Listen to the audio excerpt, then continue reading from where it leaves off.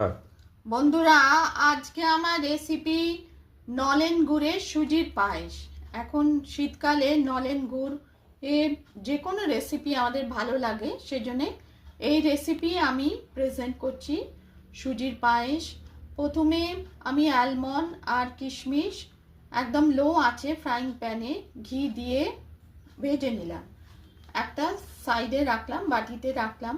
তারপর ওই ঘিতেই সুজিটা আমি হাফ কাপ সুজি ঘিতে আমি নেড়ে নিলাম। তারপর পরিমাণ মতো দুধ দিয়ে আমি চাপা দিয়ে সুজিটা সেদ্ধ হতে দিলাম, আর ছোট এলাচ দিয়েছিলাম একটু।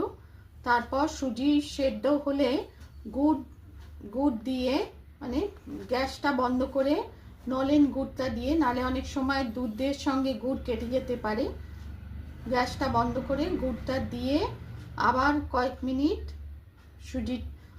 সুজির পায়েসটা একটু নেড়ে চেড়ে তৈরি করলাম নলেন গুড়ের সুজির পায়েস। ওপর থেকে ড্রাই ফ্রুটগুলো দিয়ে আপনাদের সামনে প্রেজেন্ট করছি, আর ওপরে নলেন গুঁড়ো একটু দিয়েছি। রেসিপি পছন্দ হলে লাইক করবেন, চ্যানেলটিকে সাবস্ক্রাইব করার অনুরোধ রইল। নলেন গুড়ের সুজির পায়েস টেস্টি রেসিপি, উইন্টার স্পেশাল।